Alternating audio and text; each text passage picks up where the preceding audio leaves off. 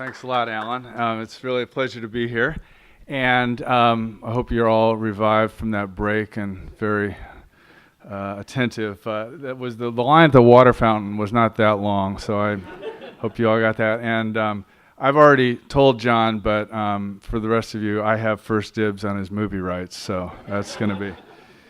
I was a VIA volunteer in Indonesia in '76, and that post actually led me on a crooked path to filmmaking. I spent 25 years as a journalist, a print journalist, and I became disenchanted with it, not because I knew that print was collapsing or that Rupert Murdoch was going to take over the Wall Street Journal, but because the climate change was something I couldn't kept my mind off of, and it was obvious that the journalists weren't getting through, the scientists weren't getting through, and so in 2004 I left journalism and thought I would do some kind of a book. I didn't know what, and then Al Gore came along with his film on Inconvenient Truth, and I thought, all right, well, that's going to help.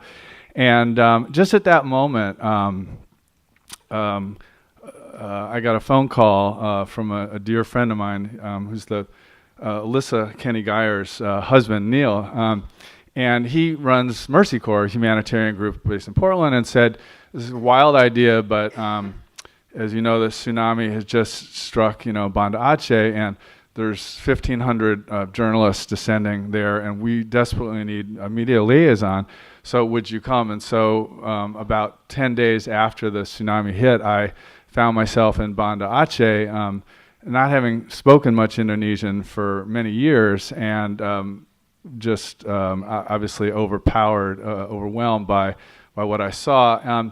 But the thing that I saw that really amused and delighted me was this MTV documentary crew, which there were four of them, and they were doing a story about kids of Banda Aceh and their music and how they were coping with this crisis, and they were shooting off the backs of motorcycles and running around, and I thought, my God, this is journalism on steroids. I have to do this. So immediately I got back and enrolled in a film school, and then was sitting, then I took a job during the recession here at the Stanford Business School, and heard about a subject of a film that I'll show you a trailer of in a second.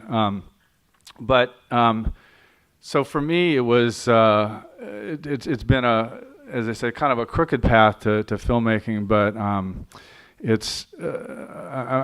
just amazed at the ability of film to scale, quickly to complex ideas and to get them out into the public. And so I'm hoping that this film will be one of those. So I'm just going to run the trailer here, and then I'll come back to you, and maybe we could kill the lights in the back, please. He's weak. She's not taking him to the clinic, and he's not able to walk. We're very bound by this sense of injustice that exists in the world. That's pretty good. That's very good. I don't want to just create another product for the sake of creating another product. If we do it, I want to make sure that it's really because it's filling a need that doesn't currently get filled. Yes!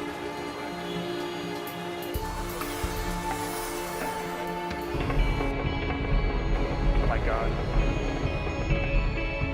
We have 5 people in our group, different backgrounds that should be able to mobilize. Stop. Have I thought about the idea that maybe that won't happen? Yeah, I have.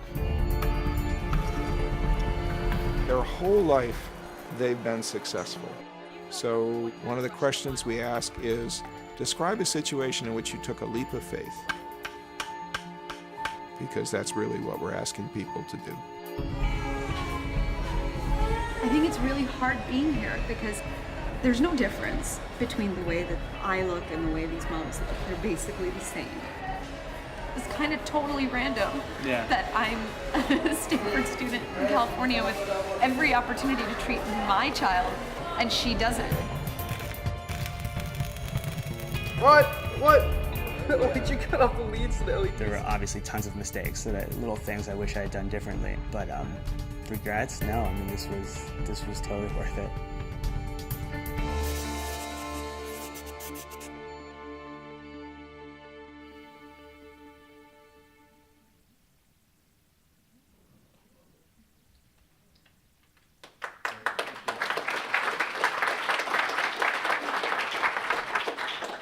Thank you. So the film is an hour-long fly-in-the-wall documentary that chronicles the student experience of going through a course called Design for Extreme Affordability at the D School, the Stanford Design School, which is sort of the most popular playpen here on campus right now. And I was inspired to make the film. I was playing squash one day with an undergrad, a junior. I said I was working at the business school, and I was getting whomped. And to buy time between games, I asked, what you doing this summer? And he said, well, my buddy and I are going down to Mexico. We're going to go to a village. We're going to create a product, and to try to help the village. And I said, well, that's very enterprising. Why would you do that? And he said, well, I didn't get into this course called Extreme. And so 2 days later, I was in the professor's office begging him to let me audit the course, which I did. And as part of auditing it for 6 months, I went out to Myanmar with one of the student teams as a participant, actually. And we were doing the project was to redesign what they call a user experience. It was a booth at a county fair. And so it was like the 4th day of the trip, and I was feeling quite discouraged because I hadn't had any startling insights to help the team, and I was feeling like dead weight. And then I finally found a family that I could interview, and this was the group here. I don't know if you can see it. Let me just make it a little bigger. They were sitting in a meditation room in a pagoda. And they had all their wares around them. They'd been at this little county fair in the town, and they were about to walk the 2 hours back to their village.